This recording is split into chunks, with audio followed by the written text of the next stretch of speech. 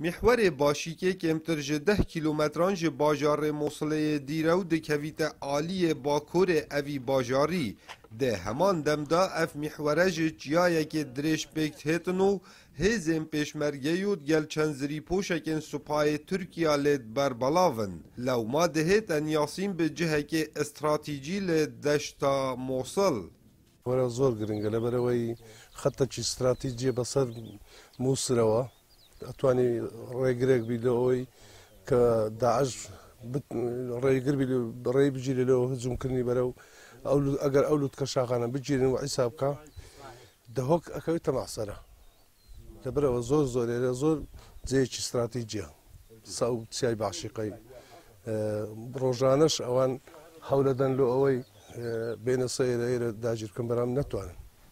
سرارای گرنگیا اوی محوری پیشمرگنچیای باشیکه وصابو دنگ امریکا دیارکن کوژه لای چک و تقمنیان و گلکمو کری هنه لو ما دخازم پیتدانکا ایک جار زور بو محور باشیکه هبیتن. توبخانهش تو چی دندراوه؟ لباباتی هنوی دندراوه اگر گرینجشی زوری نباید احتمامش اوندی پی ندرا کتیبش وهانه هاتیره.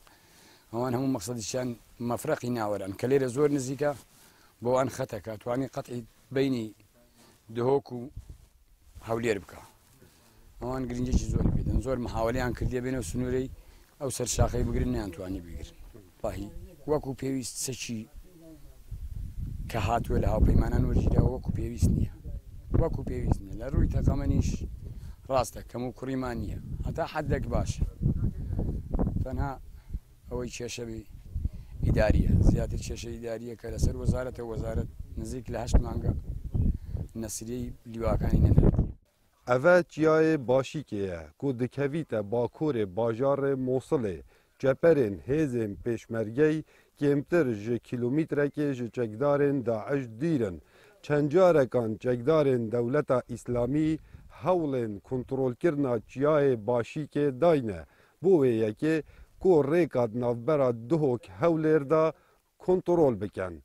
Belê hemî hewlên wan hatîne têkşikandin.